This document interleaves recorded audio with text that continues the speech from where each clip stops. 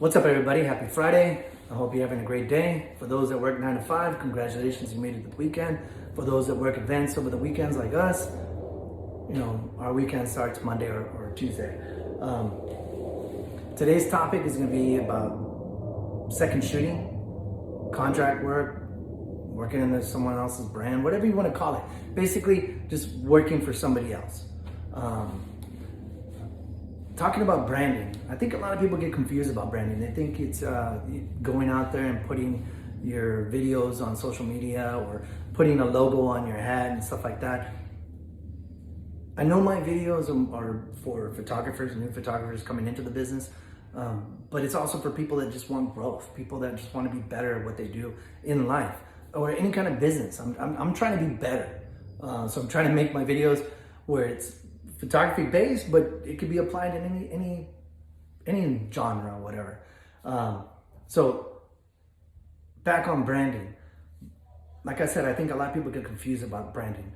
To me, branding is more of who you are in life with everything, who you are as a person, how you carry yourself, how you conduct yourself, how you respect others, and overall your character, how you are. Reputation is either a good thing or a bad thing. It really depends on how you carry yourself. With secondary shooting, working under someone else's brand, yeah, that's their brand, their logo, but you still carry yourself. You still are representing who you are as a person. It doesn't matter if you slap Fotolilly in front. How you carry yourself out in the world is what people are going to see of you. So, yesterday we worked a wedding. I worked for 2 great photographers. They asked me to help out. We normally don't do that because we have our own calendar of events that we have. But I had some free time and they asked me, so I was like, I was juggling in my head first for a while because I've only done a certain amount. I don't like to rent myself out to people because I don't know a lot of people, or I kind of standoffish.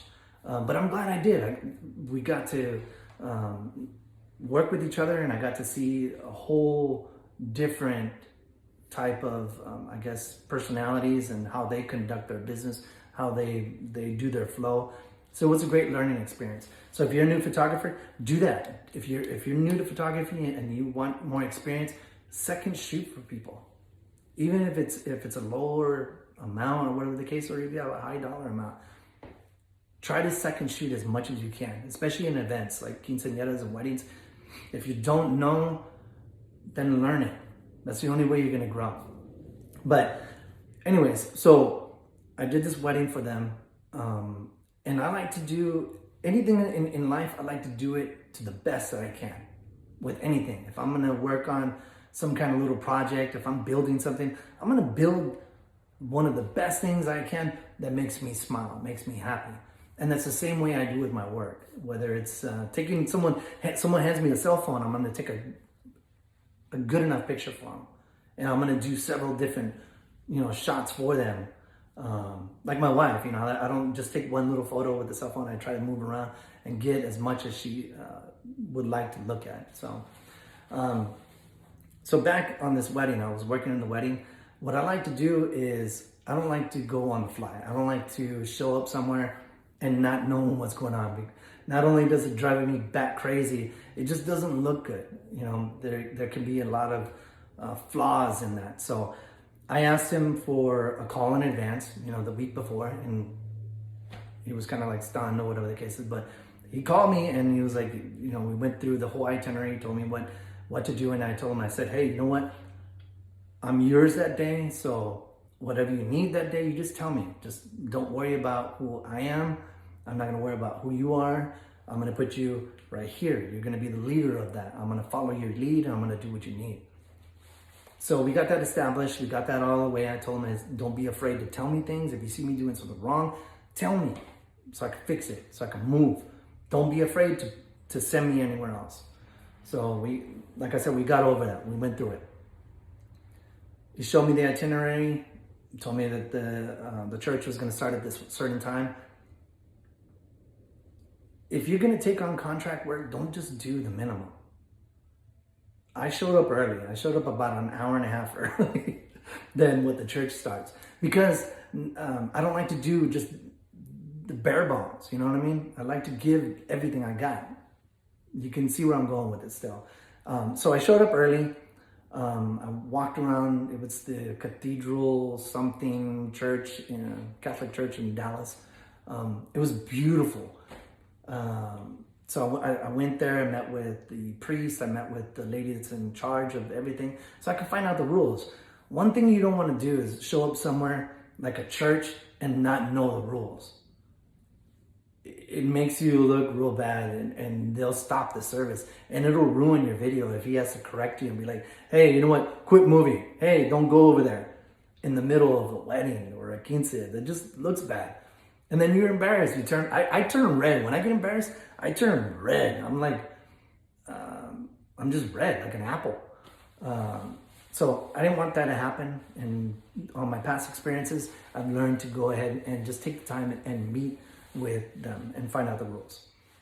So as I'm walking around, I get a message, and he's like, hey, you know what, we're going to be arriving a little late. Not on their part, not on them as a photography team. It was more on the family, just the organization. So they were going to be there late. So I had a choice. I can sit there and wait, or take advantage of the scenery, this beautiful church. So I went and did some killer B-roll shots. I just went out of the way so I can deliver more to them. So I got the little sun coming through the pane glass. Just beautiful stuff. So they showed up. They were late, of course. And then the priest was late. So we're already about an hour into this late on this itinerary. So I had to adapt. So he tells me, okay, we're in like 15, 20 minutes, we're going to go ahead and walk down the aisle and start the service. Back on, I could just sit there and wait. I could wait for them to come in, set up shop, and just get what is needed. I can't do that. So I pulled the groom aside. I'm like, hey, let's do some slow motion. So I got some killer slow motion stuff. If you follow me, you've seen a lot of that slow motion stuff that I like to do. So I did that for the groom. And then I went and recorded the family coming in. I asked them to just pose, act like they're just looking, laughing among, just extra stuff that I didn't have to do, because his wife is on a gimbal. I'm on sticks, like this one here. I'm on sticks. So I wasn't asked to do gimbal work. I wasn't asked to do any of this stuff. So I saw a moment, and I pulled the groom aside. I'm like, hey, look, you know what? Do you mind if we do a video? Do you want to say something special to your bride? This is a moment that she's not going to know or never experience or not know anything that was going on. Let's get that documented. Let's do a documentary style of you talking and saying, hey, you know what? How you feel? And he did that. He was like, hey, you know what? We're moments away from being married. I just want to let you know, blah, blah, blah, blah, blah, blah. I don't want to share it all. I did that. Then I'm like, okay, you know what? If I did that for him, I got to run and do it with the wife. So I went over and ran over and did it with the bride. And I got that. She's almost looking like she's going to bawl. I did some slow motion shots of her. And then the wedding started. Now, when I was contracted for maximum 2 video cameras. I brought 4. Why not give them more? Why not do more? Why do the bare bone minimum? That's not me. And like I said, if you're doing it for something for anybody, whether it's photography related, business related, personal related, just do the best you can. Give more. You're gonna walk away feeling better about yourself. So I did that. I brought extra cameras. We set up, got some killer shots. I could have just stayed at the camera, but I went rolling with them. I had my own. I do a lot of handheld, run and gun, so I did that stuff for them. And then we went over to the venue. At the venue, since we were already behind, everything was already out of whack. And like I said to everybody, it doesn't matter how good you plan your quince or your wedding, something's gonna go wrong. And that's all right. It's how you adapt. It's how your vendors adapt towards what's going on. On this one, the mariachis were late and the decorations weren't up yet anyway, so we couldn't do a lot of video recording because there was nothing there. It was kind of silent. But we took the people outside, the bride and the groom, and the photographer was doing a lot of the sunset shots. What we could do, because it went down fast, because we were already late.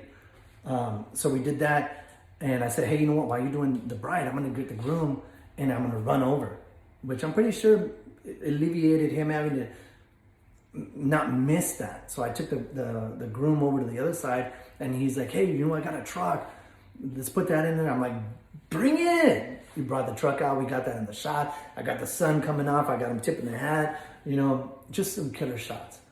And then I went back to the photographer, and I'm looking at him pose the bride. I'm like, dude, this should be seen by people. So I went and I did some BTS for him. You know, I put my camera on the side. I don't have to do that. That is not in the scope of what I'm being hired for.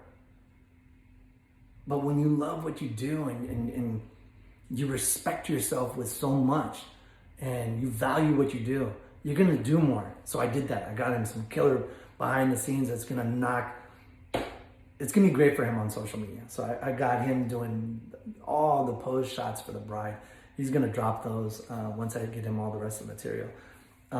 But yeah, like I said, your brand is about you. It's everything that you do. This morning, one of the reasons I'm late to doing this video is because I came home from the wedding late. I put all my stuff away. Didn't get to sleep till late. I woke up bright and early like I usually do.